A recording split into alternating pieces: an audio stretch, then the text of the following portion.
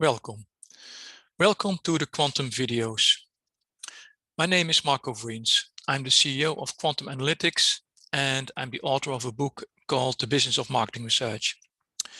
Market segmentation is probably one of the most common projects in marketing research and analytics. But it's also known that it is very hard to execute a market segmentation project successfully. For that reason, we decided to put together a couple of videos that explain how to successfully execute a market segmentation project. In this first video, I will introduce the topic and I will talk about what is market segmentation and what are some of these common challenges. Then in a second video, I will talk about how to identify market segments. In a third video, we will talk about a typing tool and how to best do those. And then in the fourth video, we will talk about activation. And by the way, identifying market segments, typing tools, and activation are all common challenges that that we can run into and that we have to really tackle in order to make the project successfully. There are other challenges, but these are probably one of the most important ones. So, what is market segmentation? Market segmentation is the process of dividing your target audience up into homogeneous groups, segments, in such a way that consumers or people that belong to the same group, the same segment, are very similar to each other in terms of a certain feature. It can be how they behave, how they feel about something, what they like, what they don't like, and that people and consumers that are in different groups, that are in different segments, are different on those same features.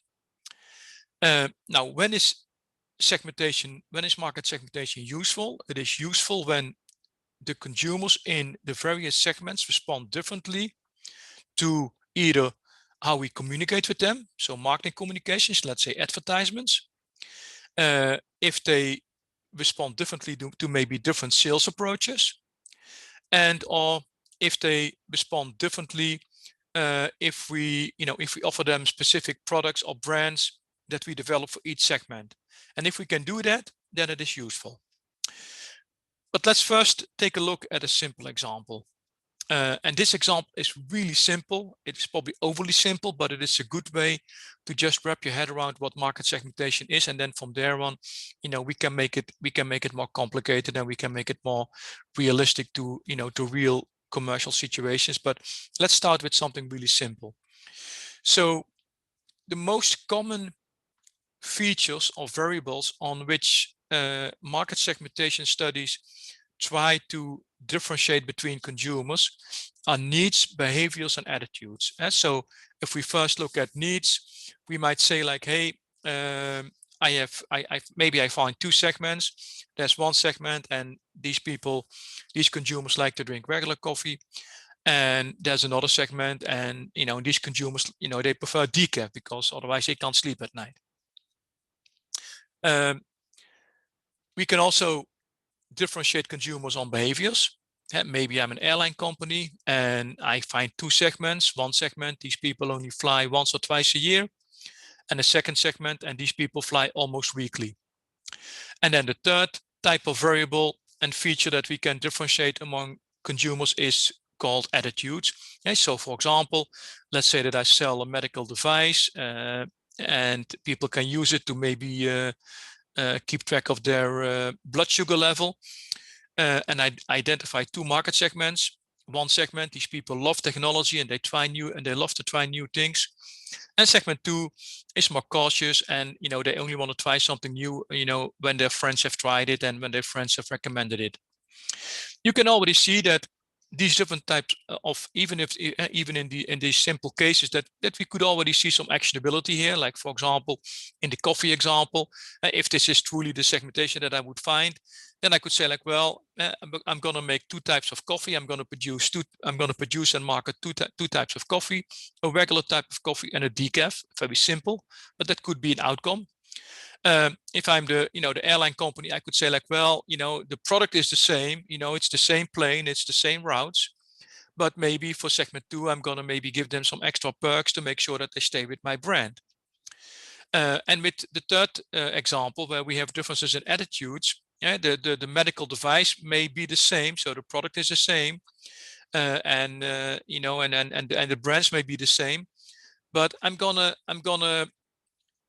customize my communication to the various segments. I'm gonna maybe optimize my advertisements to these segments. Maybe in segment 1, I can start talking directly about the benefits of this new product because people are willing to try it, and so I can get straight down to business.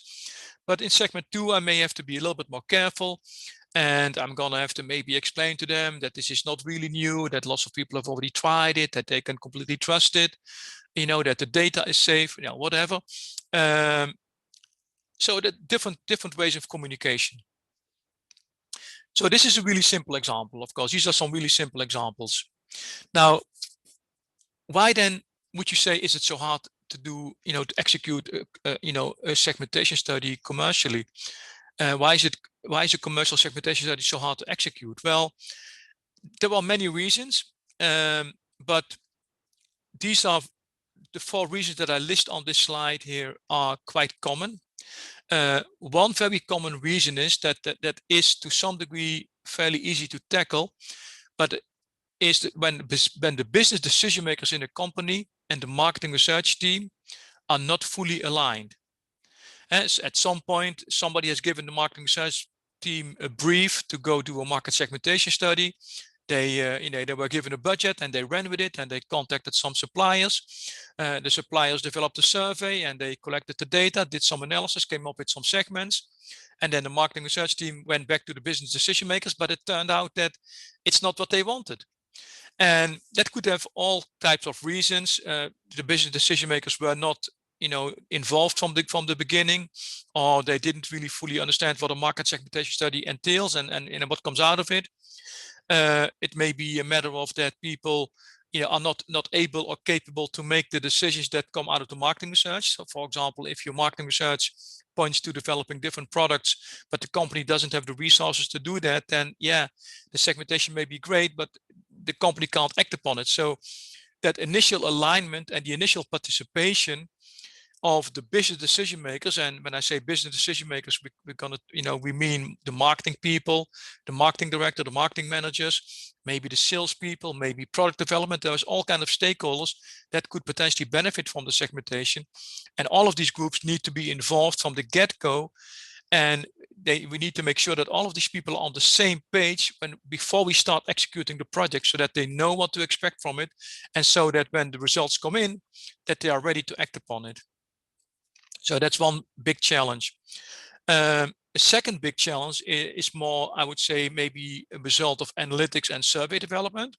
And we put together a survey and we collected some data.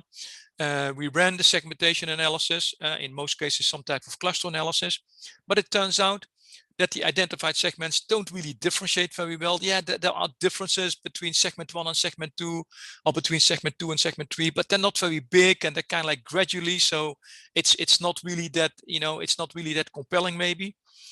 And that could be an issue, because that makes it really hard to decide, like, well, do we even have a segmentation here, or are all these people more or less, homogeneous? They want kind of like all the same thing. Maybe one wants to maybe a little bit more of this and a little bit more of that, but is it big enough to justify different marketing campaigns? So that's a second common challenge. A third common challenge is that, okay, I identified the segments, and the differences between the segments are very distinct, but it's not actionable. For example, I may identify that segment 1 wants a very different product than segment 2, but if the company doesn't have the resources to develop these products, then it's not actionable. Or I find segments that are different, but I don't know what it means. I don't know what to do about it. The translation from the marketing research findings to actually some concrete marketing actions is in some cases too big and too fussy. And that then also creates a hurdle, that oftentimes results in, the segmentation results not being acted upon. And then a fourth challenge, and this challenge may be a little bit hard to understand unless we get into some of the details of segmentation. After we do a segmentation, after we identify the market segments, we want to understand where we can find these market segments. And we want that. We want to know who these people are, where they live, what type of household composition they have, maybe what type of company they are, and if it's a B2B segmentation. And for that type of purpose, we use a typing tool. So we're trying to predict whether a consumer belongs to segment 1, 2, or 3, or whatever number of segments that you have, based on some other variables. Oftentimes these are demographics or these are firmographics, and we're trying to predict like, hey, who belongs to what segment. And that process of trying to predict who belongs to what segment based on those demographics and firmographics can be very cumbersome. It oftentimes doesn't work really all that well. And actually a very specific challenge within the typing tool is that the overall typing tool may perform decently, but for some reason we are not able to predict the most valuable segment, and that's really frustrating for companies. And we have some tools and some methods that can mitigate that. This is very briefly what market segmentation is and what some of the challenges are. I thank you very much for listening to this short video. It is just an introductory video. If you want more information, check out some of the books that we have published, and look out for the next video where we're going to talk about how to identify market segments.